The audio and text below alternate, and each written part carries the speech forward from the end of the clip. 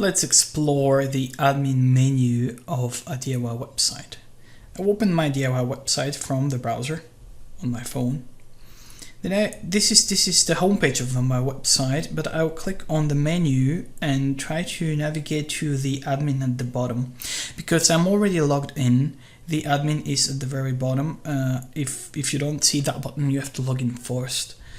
Then, clicking on that link, I will go to the admin panel of the website, where the first thing is the site pages, and these are all my site pages listed there.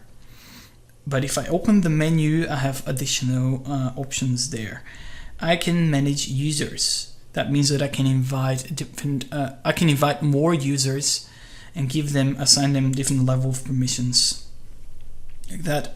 Edit pages or full admin. I have also site options that give me additional options, like I can use Google Analytics and set it up from here. I need to specify email that the people can reply to.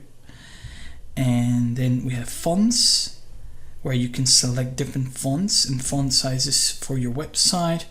Then we have tags, where we can add tags and then use them within the pages. This is general overview, and it does not cover the e-commerce version. The e-commerce version will be covered in a separate video.